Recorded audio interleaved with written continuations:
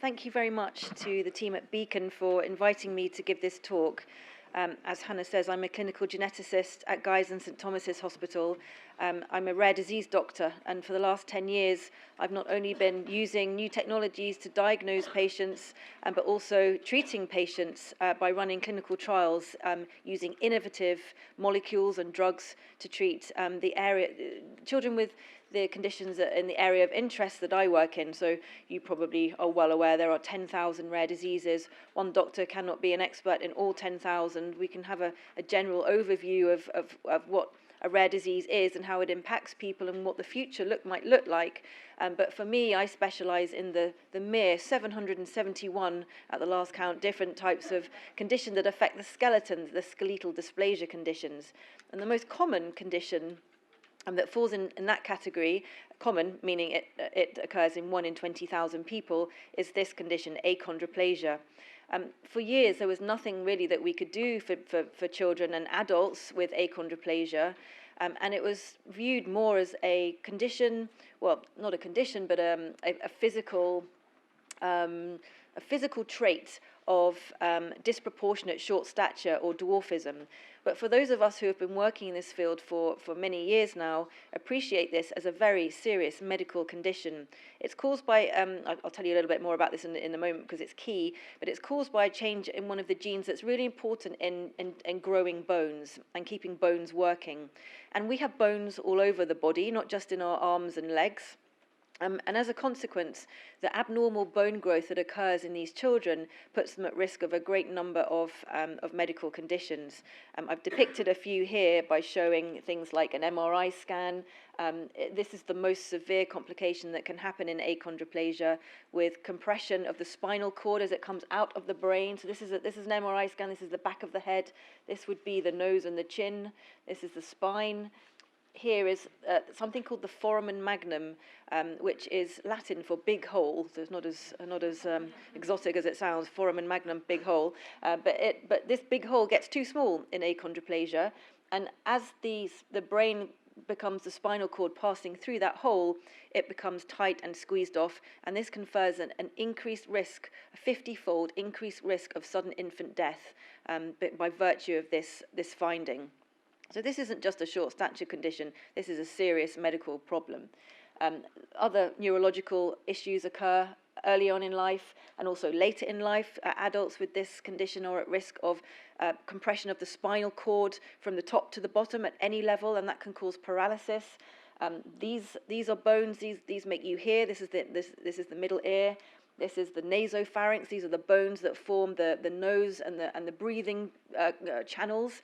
They can become narrow. They can cause sleep apnea, deafness, and there hasn't been anything to do to help improve the way the bones function, apart from very invasive surgery known as limb lengthening. People have tried growth hormone. It just makes the body disproportion worse because the legs and the arms are more significantly impacted than the spine, so the kids can't reach things that we would ordinarily expect to reach. And if you give them growth hormone, yes, it makes them grow for a little bit over a year or two, but that increase in growth comes from the spine, and so that makes the disproportion even worse. So this, I'm not trying to teach you all about achondroplasia. That's not my intention from this talk. It is to set the scene for a clinical trial program that I've been involved with for the last decade, to show you all the different steps from start to finish about what is required in running a clinical trial, the good stuff and the bad stuff. So setting the scene, first of all, this is a rare disease with significant medical burden in respect of the complications that occur, that at its worst confers a 50-fold increase in sudden infant death. So some researchers in the lab in France back in 2007, developed what we often begin with in the context of developing new treatments for medical conditions and rare diseases, a mouse model of achondroplasia. So this mouse is the wild type mouse, as we call it, the mouse with no genetic changes. And this is a mouse with a genetic change that is akin to the genetic change that occurs in children and adults with achondroplasia. So this was the first step. Find something in the lab which might correct the way that the bones are growing, and this is a histological or a microscopic look at the growth plates, the growing ends of the bones, which are made up of cartilage in children at the tops and the bottoms of long bones. This is where your bone gets swapped. The cartilage gets swapped for bone, and that's how bones get longer and longer. So the researchers in France identified something which made the bones look like they were starting to grow properly. And so once that's been done, you have to understand the effects. Why did that molecule start to make the bones grow more normally? And to understand that, we need to understand what happens when the genetic change occurs. And the genetic change that occurs is in this gene, the fibroblast growth factor receptor gene. It's a receptor, that means it's waiting to receive something, waiting to receive a signal. And where does it sit? It sits across the membrane of a cell that sits in the growth plate, that growing end of the bone. The signal it waits for is something called its ligand. That means it links into the receptor. And when that happens, these two arms of the receptor come together, and that kind of presses the on button. And the on button sends signals through other molecules. I think it was Heinz that showed a molecular pathway earlier and said all these different things are encoded by genes that make these proteins, and any one of these can go wrong and have the same effect as each other. And in this situation, these two arms come together, pressing the on switch, and then firing off this signaling pathway that ultimately ends up in the nucleus saying stop making bones. So the role of this gene is to wait till it's signaled and then stop making bones. But in the context of achondroplasia, this receptor is constantly switched on. It doesn't wait for a signal to come and tell it to get switched on. It's just always switched on, constantly telling the bones to stop growing. And that's why children with achondroplasia have disproportionate short stature and dwarfism, but it's why every single bone in the body is impacted by that process because of this signaling pathway. So what if you could get something that would inhibit that signaling pathway, to block that signaling pathway, to block that inhibition? Well, there is a naturally occurring compound in the body called C-natriuretic peptide, CNP, which in itself is a ligand. It slots into its own receptor that sits just next door to the FGFR3 receptor on the chondrocyte, that cartilage-producing cell in the growth plate, and it switches on a signaling pathway which talks to the original FGFR3 signaling pathway and inhibits it. So it inhibits something that was inhibiting bone growth, so releasing that inhibition on bone growth. Sounds good for a medication, right? So that's what was tested in the laboratory. CNP lasts for 5 minutes in the body, which is not long enough for it to get to the growth plate where it needs to go. So it's been synthetically adjusted to make it last for 45 minutes. And that synthetic adjustment by the pharma company Biomarin meant that it was now called vosoritide. So CNP, synthetic CNP is called vosoritide. So we've got a drug now that we could potentially use for achondroplasia. So how do we start to get that in the clinic? Well, before you work out if you've changed something, you need to know how it was in the first place. And that's why we talk so often about the need for natural history studies in rare diseases. Without natural history studies to establish baseline, what are things like before we do anything, how do you know that you've done something? And how do you know that that thing that you did was beneficial, was what was required? So the next thing that we did, so this took from the original work in 2007 to 2012. In 2013, that's when we started natural history studies in achondroplasia, which involved multiple sites across multiple countries that ultimately led to 350 kids being involved and recruited to this natural history study. And that allowed us to build up a lot of information about how achondroplasia affects children on a day-to-day basis. But in particular, it allowed us to work out the normal growth pattern. How did children with achondroplasia grow? All of these little dots are different data points that allow us to build up this curve to establish what normal growth is like for children with achondroplasia. In the context of this natural history study as well, we also worked out the complication rates, the number of surgeries that children have. I can tell you that it's 4.5 surgeries on average across childhood. all the different things that impact their lives. We've checked everything, but first and foremost, we check their growth.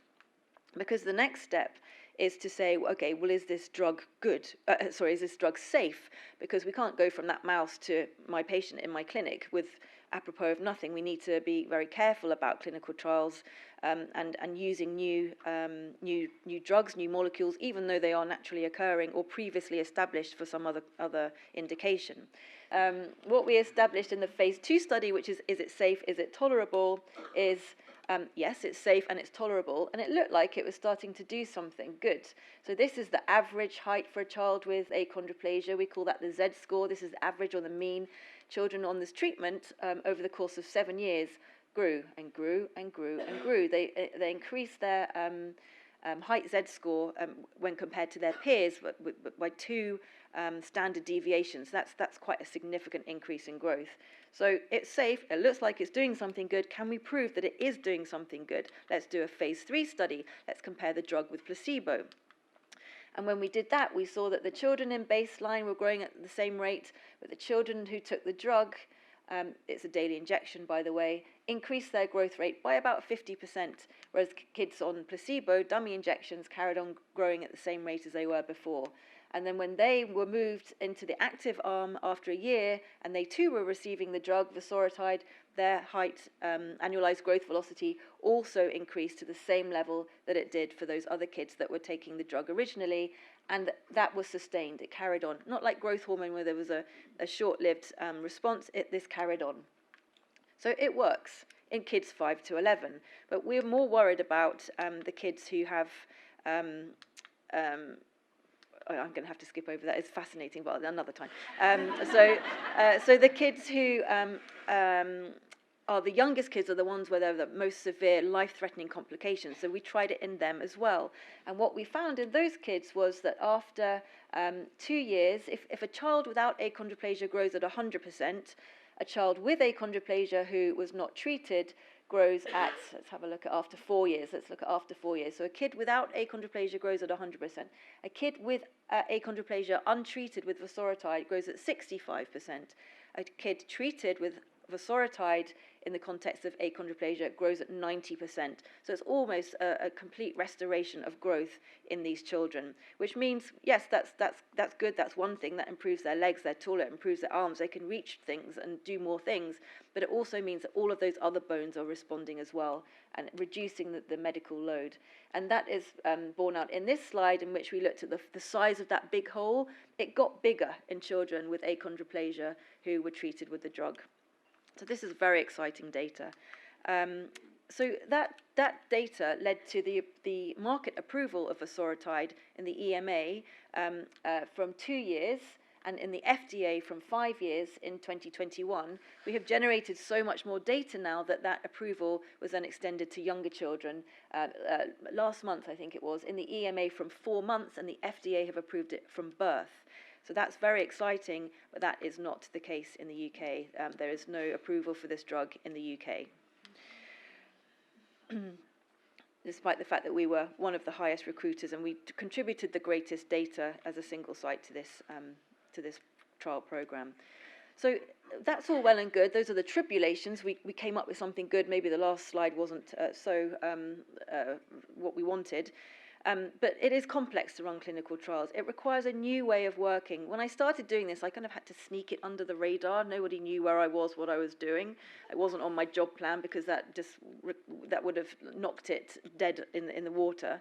But if we're going to tackle 10,000 rare diseases, and I'd like to think that this is the home of clinical geneticists as treating physicians in the context of rare diseases, then we're going to have to change the way we work. We need support that's expert clinical trial officers, GCP-trained staff, experienced research nurses and clinical trial practitioners. I didn't do any of this alone. I had a big team around me, a very experienced, interdisciplinary gang that helped do this. You've got to be organised. At any moment, you could be sprung upon by the MHRA to do an audit, and you have to get things right, because if you get it wrong at your site, it wrecks the whole trial across the whole world, and then that drug will never get over the finish line. Experience is really important. this is a slide to show you all the multifaceted things that are required when you run a clinical trial, all the different things. But what is on my mind most of all is capacity. We're in a struggling healthcare system that is struggling to deliver day-to-day care, elective surgery, emergency services. Where do rare disease clinical trials fit into all of that? That's a major concern of mine, and I'm living that major concern. That's not a theoretical concern, that is actually what is happening.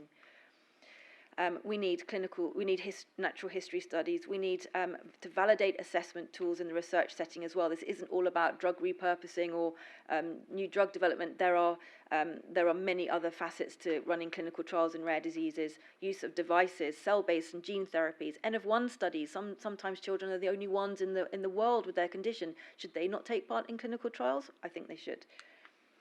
I think there should be a systematic approach. It's all very much a lottery. Did you get a diagnosis in the centre where there's a doctor who's interested in your condition, or academics interested in your condition? And if it's not, well, what do you do? Often there's nothing you can do as things stand. I think patient-centred research should be the way forward. You don't wait for somebody to say, I'm interested in your child's condition. You say, I have a child with this condition. I want you interested in it. I want you finding out about how we can help my children and how to do things. We need registries, natural history studies, funding, research questions, networking and advocacy group. And I've borrowed a website page here from Jo's Cambridge Rare Disease Network here just to show the importance of the work that she and many charities are doing. So my parting words are that clinical trials are needed to develop new treatments, but they are complex. It's complex to run clinical trials. It's going to require new ways of working. We need expert support, and we need experience, and we need training in this field. We need increased capacity to facilitate conducting clinical trials to rise to that challenge of helping people with 10,000 different rare diseases. We need a systematic approach, and this needs to be patient-driven or family-driven. Thank you.